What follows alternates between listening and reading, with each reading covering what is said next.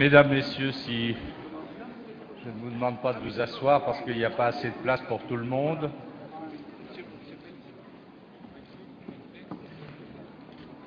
Monsieur le maire, je suis heureux et très fier de vous accueillir dans votre mairie. Mesdames et messieurs, chers amis, en vos grades et qualités, vous êtes nombreux. Je voudrais, au premier rang, saluer le président du Conseil général et saluer les membres du jury du Prix des droits de l'homme. Je voudrais également aussi, il est où, Monsieur Poivre d'Arvor? Vous ne voulez pas vous asseoir, là? Voilà. Eh oui, c'est...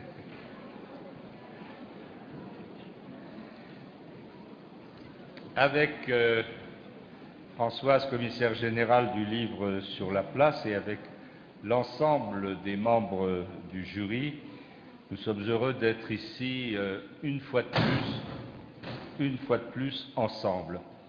Beaucoup d'entre vous étaient là en 2002, lorsque nous avons créé ce prix avec Simone Veil, à travers le livre comme médium, ce qui se passe d'ailleurs beaucoup aujourd'hui, mais le livre reste un instrument magique au service des idées, au service des valeurs, et le livre est un outil, je dirais, universel.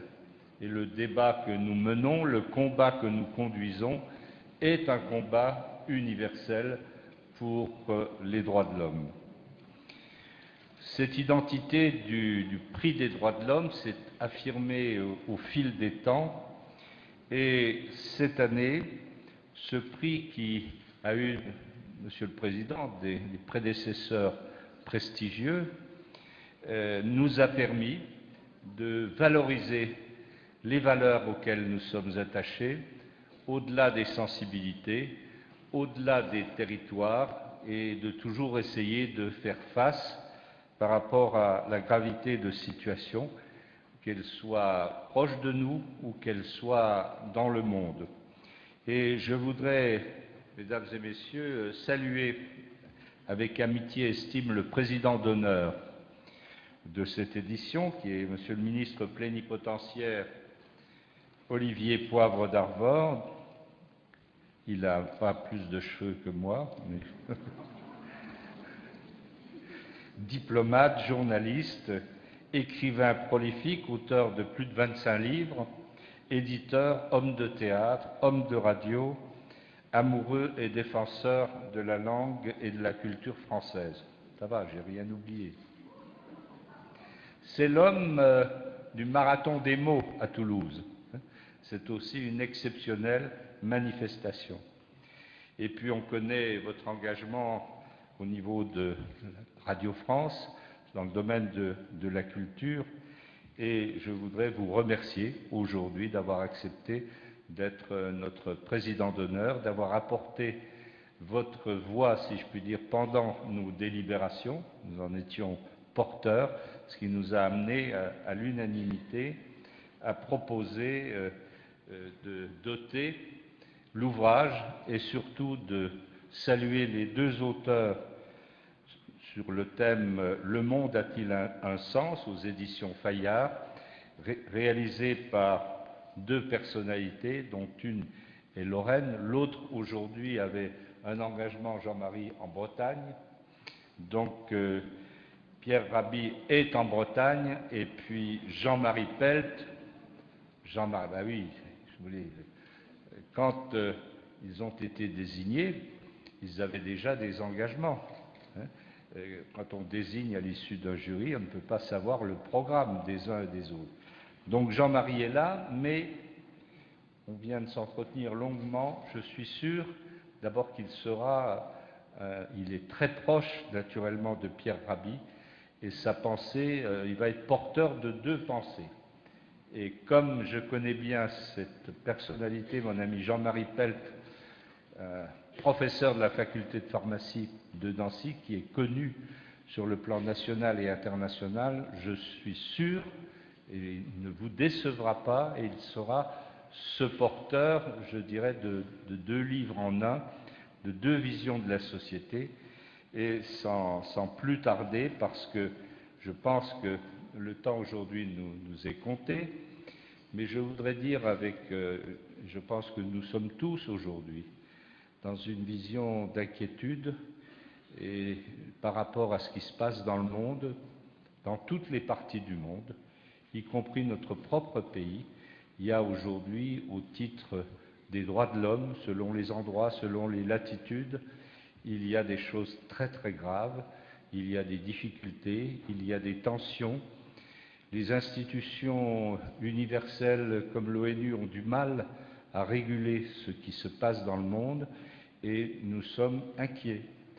Et je pense que nous devons avoir de la reconnaissance pour celles et ceux qui prônent une vision sur l'association, sur l'organisation politique qui doit primer de notre point de vue sur le comportement des uns et des autres. Mais aujourd'hui, en France, on doit avoir cette vision et cette pensée pour les hommes et les femmes qui sont en Afrique, qui sont au Moyen-Orient, qui sont bien au-delà.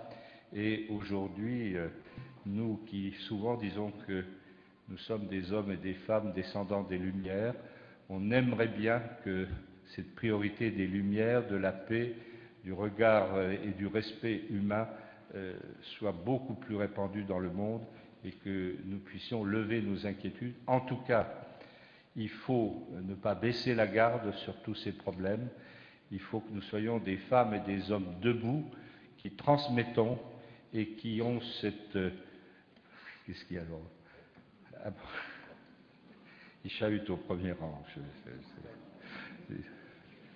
On l'aime bien. On est donc dans une approche aujourd'hui de mobilisation. C'est un week-end de culture, c'est un week-end aussi de plaisir. Il va faire beau, tout le monde s'est donné beaucoup de mal et je voudrais saluer toutes les équipes, mais n'oublions jamais les valeurs universelles, la conscience universelle et l'engagement. C'est aujourd'hui les femmes et les hommes qui baissent les bras. Ici, vous êtes des femmes et des hommes debout. Nous avons ensemble une responsabilité très forte et très belle. Merci de votre présence et je passe la parole à Monsieur le ministre plénipotentiaire.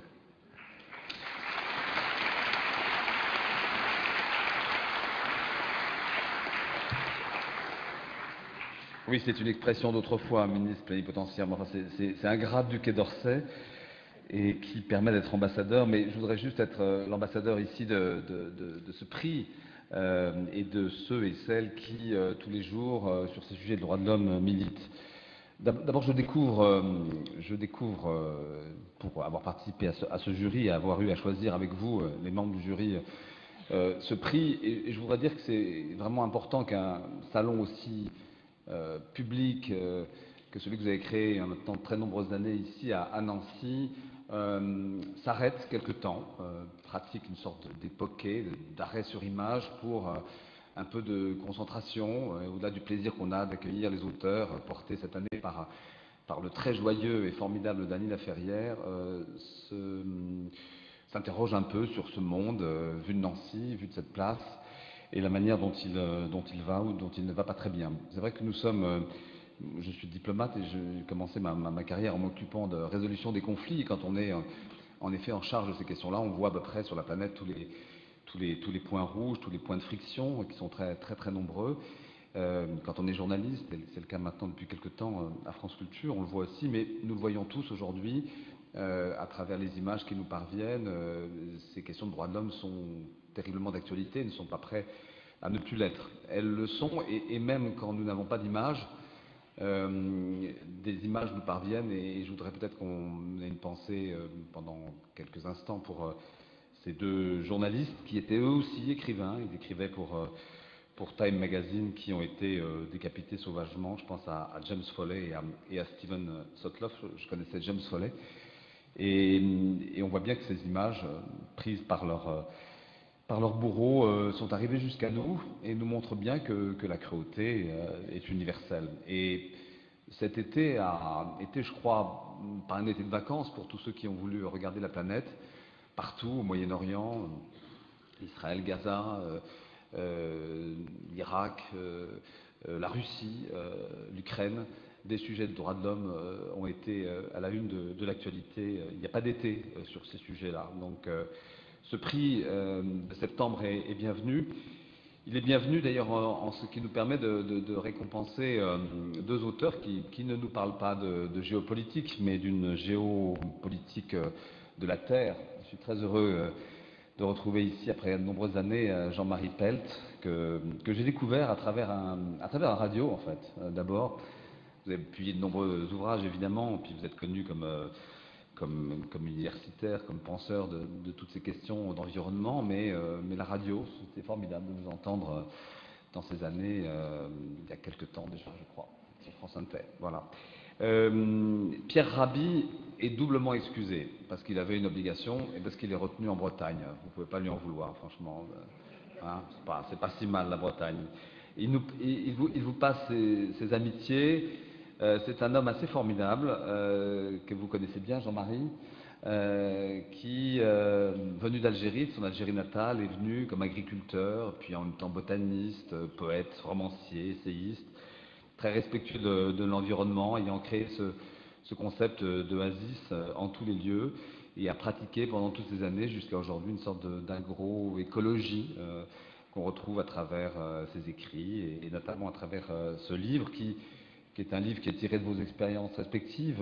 Je sais que Pierre Rabhi est allé beaucoup, évidemment, au Maghreb, en Algérie, en Tunisie, mais beaucoup en Afrique, au Niger, au Mali, de nombreux pays. Vous n'êtes pas tous les deux de jeunes auteurs, mais je pense que ce monde a besoin de sens, et c'est le titre de votre ouvrage, mais qu'il a aussi besoin d'aînés. Il y a depuis quelques années un nombre de figures comme ça qui apparaissent et qui nous sont utiles, nous les plus jeunes générations, et puis les autres, les beaucoup plus jeunes générations. Je pense évidemment à Edgar Morin, Stéphane Hessel ou Suzanne Georges, parfois flirtant avec l'altermondialisme. C'est pas complètement votre cas, mais c'est le cas de Pierre Rabhi. Et je crois que nous avons voulu vraiment récompenser ce travail que vous avez fait à deux, même si vos textes ne sont pas... Il ne s'agit pas d'un échange, ce n'est pas des questions-réponses ou des dialogues. Ce sont deux très beaux textes juxtaposés. Voilà, que vous pourrez découvrir à travers ce livre qui vient de paraître chez Fayard. Peut-être vous dire quand même que nous avions le choix entre de nombreux ouvrages, et que si nous avons choisi Le Monde a-t-il un sens, c'est qu'il y avait de la compétition. Il y a un très beau livre de Daniel Barenboim sur la musique, deux très beaux textes sur publiés par un jeune éditeur qui s'appelle Books, Les Moutons Noirs, une collection, une femme dans les camps de Poutine, il faut le lire, ce texte. Et puis De l'enfer à l'enfer, de Benjamin Rutabana. Nous avons choisi avec plaisir, et vous avez beaucoup de chance, parce que c'est Christophe Onodibio, qui vient de rejoindre France Culture il y a quelques jours, et qui présente une très bonne émission le samedi après-midi, qui s'appelle Le Temps des écrivains, à 17h, qui va vous permettre d'échanger avec un public qui vous est très fidèle.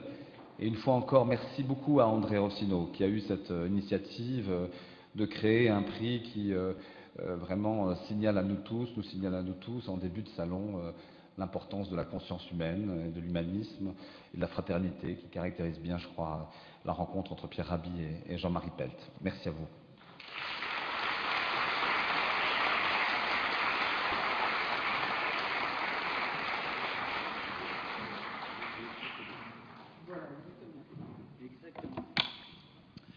Bonjour à tous, merci cher Olivier, merci cher André Rossino, merci Laurent Hénard et merci à Jean-Marie Pelt. Je suis vraiment très heureux au nom du Point d'être ici avec vous pour célébrer sur le mode d'une rencontre qui sera courte mais je l'espère intense, ce livre et ce très beau prix des droits de l'homme. Ce livre, Le Monde a-t-il un sens, donc publié chez Fayard. Pierre Rabhi n'est pas là, mais vous êtes là et vous le représenterez très bien. Le monde a-t-il un sens, c'est voilà, cette question écrasante, douloureuse, qu'on peut se poser très souvent et pas seulement en se rasant.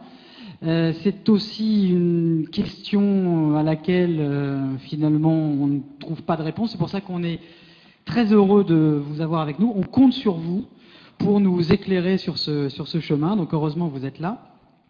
Vous êtes une grande figure de l'écologie, cette science de la maison commune, hein, le dirait-on si on traduit en ce mot grec, hein, qu'est ce mot d'écologie. Et vous n'avez pas votre pareil, Jean-Marie Pelt, pour nous immerger avec vous dans les charmes des relations que vous explorez entre les sociétés animales et végétales. Alors, on va tenter de répondre à cette question. Le monde a-t-il un sens? Mais je voudrais, moi, vous en poser une autre. Parce que comment on fait, Jean-Marie Pelt, pour se demander si le monde a un sens quand on n'est pas croyant? Parce que quand on est croyant, évidemment, on sait que le sens de la vie, c'est d'aller au paradis. Mais quand on n'a pas la chance de croire, comment on fait? Alors, bonjour à tous. Merci les Nancéens. Ah oui.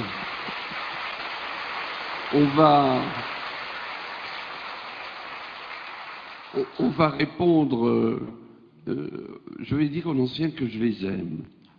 Et ça donne du sens. Quand on aime les autres, ça a un sens formidable. Et je me suis bien gardé dans ce livre d'apparaître comme celui qui apporte le sens du croyant. Je suis croyant moi-même. Mais j'ai tenu absolument à ce que cet ouvrage parle à tous. Vous l'avez remarqué d'ailleurs, je suppose. Il parle à tous. Et ce sens, c'est tout le mouvement de l'évolution qui commence au Big Bang et qui arrive jusqu'à nous, où l'on voit continuellement des mécanismes joués qui vont vers des phénomènes de coopération. Et des phénomènes de coopération entre molécules, entre atomes, entre êtres vivants, entre bactéries, entre humains naturellement. Et ces phénomènes de coopération sont présents dans notre souci, par exemple, de réguler nos relations entre nous, humains, par les droits de l'homme en particulier, puisque c'est le sujet de l'après-midi. Et ça donne du sens. Ça donne cette idée que, ben oui, probablement, nous sommes faits pour, malgré toutes les apparences contraires, malgré toutes les difficultés, malgré tous les problèmes qu'André Rossino a évoqués et qui nous inquiètent beaucoup, nous sommes probablement faits pour nous aimer, mais pas dans le sens bling-bling ou biblique. Ou biblique. Mais ni bling-bling, ni biblique. C'est la manière dont j'imagine que les humains devront petit à petit apprendre à vivre dans le futur. Alors, Jean-Marie Pelt, merci pour ces mots. C'est toujours bien de commencer par l'amour. Le monde a-t-il un sens? Moi, je l'ai lu comme un véritable voyage. Vous avez parlé du Big Bang, on parle des jaguars, on parle des bonobos, on parle des molécules, de l'ADN. Et je voudrais qu'on commence, moi, par ce Big Bang, puisque le sens, c'est aussi la direction. Il y a un double sens du mot sens. Si on revient à l'origine du monde, pas celle de Courbet, quoique c'eût été aussi très, très agréable, mais disons l'origine de la vie. Vous émettez, vous proposez, vous présentez 3 hypothèses. L'origine de la vie, ça viendrait peut-être, première hypothèse, de briques de matière vivante qui arriveraient de l'espace. En fait, on a trouvé dans des météorites des molécules basiques de la constitution des êtres vivants. Ou, deuxième hypothèse, des briques nées dans l'atmosphère primitive de la Terre. Troisième hypothèse, au fond des océans. Oui. Quelle hypothèse privilégiez-vous? J'ose pas dire la 4e, parce que la 4e est apparue il y a 3 semaines dans une publication dans la revue Nature, où on a découvert cette chose absolument extraordinaire, que dans l'Antarctique, sous une épaisseur de glace de près de 2 km, qui dure depuis, on peut dire là, vraiment des millions d'années, il y a des bactéries et des êtres vivants en dessous de cette couche énorme qui semble écrasante. Et on ne sait absolument pas comment ces êtres vivants peuvent fonctionner à la fois sans le soleil, puisqu'on pensait que c'était le soleil qui était à l'origine de tous les processus vivants, en même temps sans ces substances minérales qui apparaissent au fond de la mer et qui sont aussi une des sources par la chimie cette fois-ci des êtres vivants. Voilà, on est devant un mystère, et la réponse à votre question, c'est que les origines de la vie restent un immense mystère. Très bien. Ce qui n'est pas un mystère, Jean-Marie Pelt, puisqu'on est ici au prix des droits de l'homme, et c'est une des choses qui m'a vraiment, on apprend énormément de choses dans votre livre, une des choses qui m'a passionné, c'est que vous expliquez que quand on prend deux individus au hasard sur toute la planète, n'importe où sur la planète, mettons en Papouasie, Nouvelle-Guinée et puis au cœur du Texas, on s'aperçoit qu'ils présentent des ressemblances génétiques identiques à, écoutez bien, 99,9%. Ce qui tend, vous le dites, à affaiblir et presque à annihiler le concept de race. Tout à fait. Alors, ce concept, on ne peut pas l'éliminer totalement parce qu'on en a fait un mauvais usage, parce qu'on a fait du concept de race le racisme, et que, évidemment, il n'est pas question d'en faire l'apologie, mais c'est tout à fait vrai que tous les humains qui sont sur la planète ont un potentiel héréditaire presque identique. Pas tout à fait. La preuve que ce n'est pas tout à fait identique, c'est que je peux reconnaître dans cette immense salle le visage de chacun. Nous sommes effectivement chacun une personnalité, une individualité différente. Mais ces différences représentent presque rien par rapport à tout ce que nous avons de commun et qui fait que nous sommes des frères, évidemment. Donc la race est presque rien. Ce qui n'est pas presque rien, ce qu'on apprend aussi dans votre livre, et qui est très droit de l'homme aussi, ça va nous faire plaisir, c'est la sexualité. La sexualité, formidable brassage génétique que vous illustrez, là je voudrais vous citer, par une image, c'est absolument éblouissant. Écoutez bien, si l'on coupait de haut en bas une maison par le milieu, certains meubles et bibelots resteraient d'un côté, d'autres de l'autre. Quand bien même la maison, c'est-à-dire le patrimoine héréditaire, abriterait tous les meubles, les gènes, ceux-ci ne seraient pas les mêmes dans chaque moitié. Il en ira ainsi lors de la division de chaque chromosome, l'élément porteur des gènes parentaux. À la formation des gamètes, une multitude de combinaisons génétiques apparaissent et par leur fusion se forment de nouveaux patrimoines héréditaires. La sexualité conduit à un formidable brassage des gènes, avec apparition de toutes sortes de combinaisons nouvelles. Elle engendre à chaque génération des patrimoines génétiques nouveaux. Plus les combinaisons génétiques sont nombreuses et diverses, plus grandes sont les chances de résister à des crises environnementales, car il y aura toujours des biotypes capables de s'adapter et de franchir l'obstacle. Finalement, grâce à la sexualité, Jean-Marie Pelt, on est sauvé. Oui, c'est ce qui nous permet de nous adapter, absolument. Alors, vous êtes très gentil de citer la comparaison de la maison.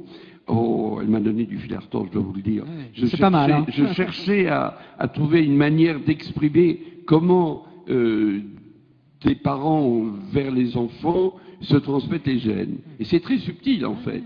Et c'est à ce niveau-là que joue le hasard.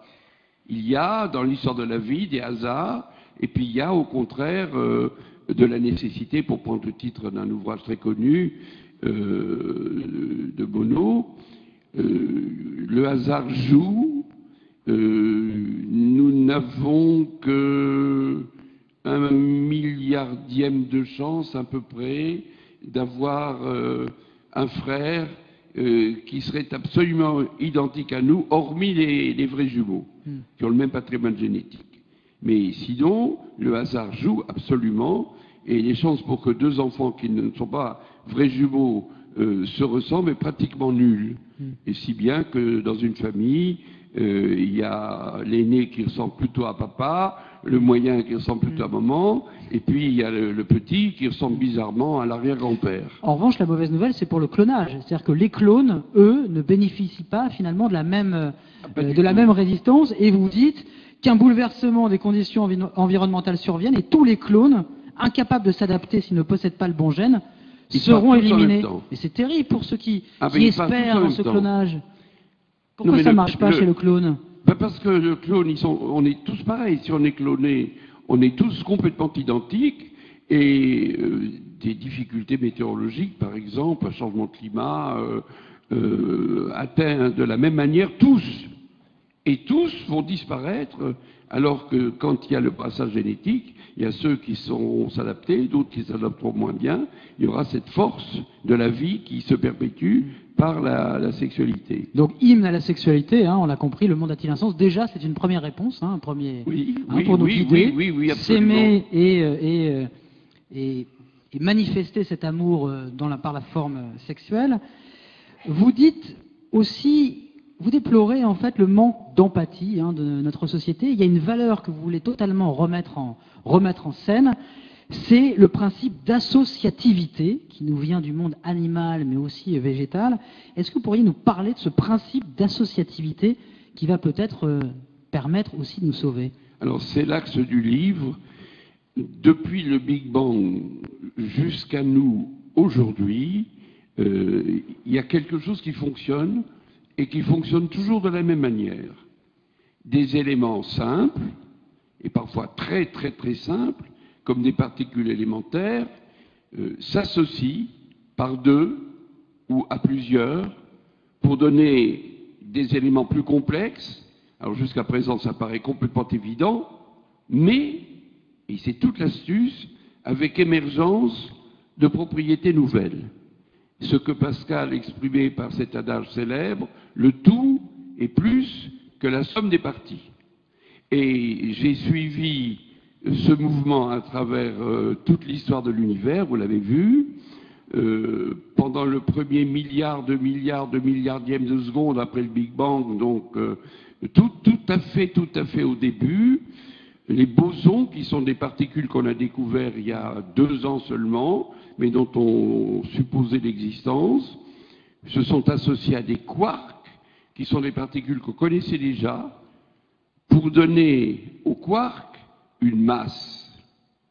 Et ça a mis en route le principe de la gravitation universelle. Oui, la fabrication des atomes répond finalement à ce principe Absolument. D'associativité, de coopération. Absolument. Le mot que vous utilisez. Les atomes se combinent, les particules se combinent en atomes, les atomes en molécules, les molécules en macromolécules, les macromolécules en bactéries, les bactéries en cellules, et les cellules en multicellulaires, et les multicellulaires sont tous ensemble en société. Oui, mais alors pourquoi Jean-Marie Pelt, en même temps, déplorer ou vouloir remettre finalement sur le devant de la scène ce principe? Parce que c'est déjà le cas, quand on regarde le corps humain, 50 000 milliards de cellules qui s'associent déjà pleinement avec 500 000 milliards de bactéries. Et les cellules hébergent les bactéries. Donc finalement, ça fonctionne déjà. Voilà déjà un bel exemple de coopération à l'intérieur même du corps humain. Donc ça fonctionne. Notre corps, c'est ça. Notre corps est le résultat d'une coopération phénoménale entre d'innombrables molécules, mais aussi entre êtres vivants, puisque, effectivement, vous dites, les bactéries qui sont de souches très diverses dans notre propre corps s'associent à ce qu'est notre corps. Voilà. Et sauf que vous voudriez qu'on passe sur un plan plus existentiel ou pratique. Qu'on passe de l'organisme physique à l'organisation sociale. C'était un projet d'ailleurs des organicistes autrefois, exactement, qui était une école de philosophie. La vie finalement doit davantage à l'alliance qu'à la rivalité. Oui. Donc vous battez totalement en brèche les images qu'on a du darwinisme qui présentent la nature comme la survie du plus fort sur les autres. Ça ne marche pas comme ça. J'ai un très bon ami qui est professeur au muséum. Il a lu évidemment ce bouquin et il travaille sur les symbioses. Et il me disait tout récemment ceci dans un livre de biologie qui a 20 ans, la lutte sous toutes ses formes, la lutte darwinienne, la loi du plus fort, ça occupe 300 pages. Et la symbiose, ça occupe une demi-page en note infrapaginale. C'était comme ça il y a 30 ans. C'est plus du tout comme ça aujourd'hui. Et c'est l'honneur de l'écologie et de la science écologique de découvrir que la coopération, ce qu'on pourrait appeler la solidarité, aussi bien dans la nature que dans la société, est extrêmement porteuse de progrès, d'évolution. Et c'est le contenu du bouquin, en fait, c'est cette idée-là. C'est qu'il y a plus de choses positives découlant de la coopération que découlant des luttes. Alors quand on parle dans notre société partout, les marxistes de lutte des classes, les libéraux de concurrence acharnée, on est devant une vision qui correspond pas tout à fait à la réalité. Et ça s'applique aussi bien aux sciences de l'homme qu'aux sciences de la vie.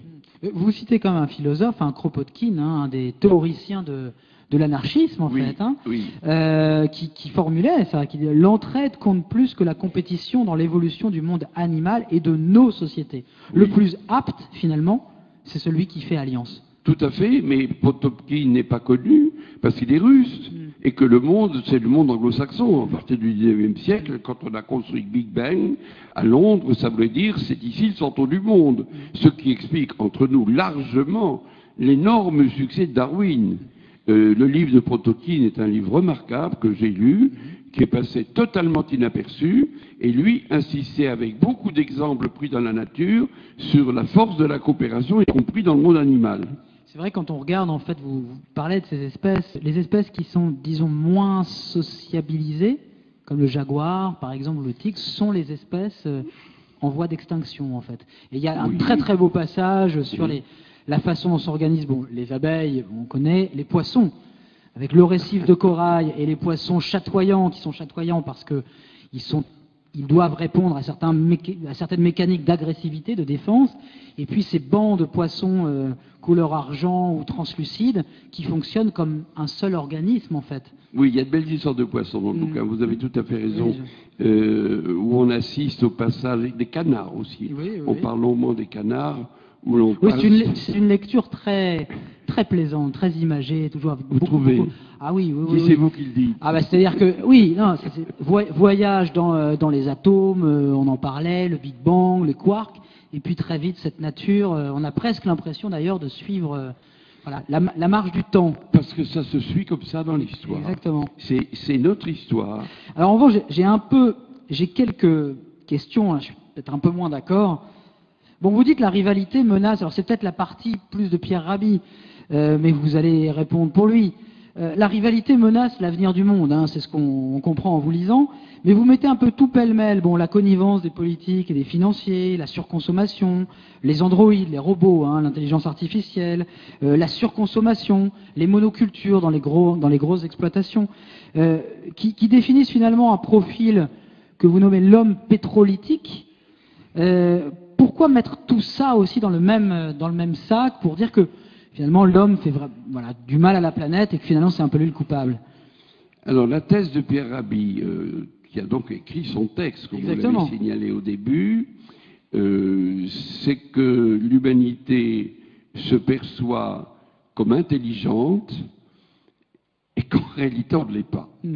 Et qu'en réalité on ne l'est pas parce qu'on détruit notre propre milieu de vie, notre propre environnement. Nous détruisons ce qui nous porte, en fait. Et nous nous mettons, de ce point de vue, en danger nous-mêmes. C'est ça sa thèse. Et il en découle que, selon lui, c'est par la coopération avec la nature, mais aussi avec les autres humains, que nous pourrons franchir ce pas. C'est ça son idée. D'ailleurs, c'est tout à fait par hasard qu'on a fait ce livre ensemble. Nous nous téléphonons souvent le soir. Et je lui racontais le livre que j'étais en train d'écrire.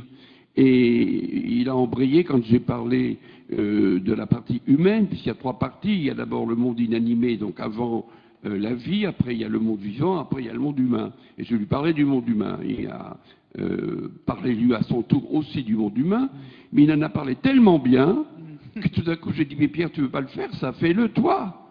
Eh bien d'accord, il a dit, voilà, c'est comme ça qu'on l'a fait, mais je pense que le discours de Pierre porte des vérités profondes. Cette idée-là.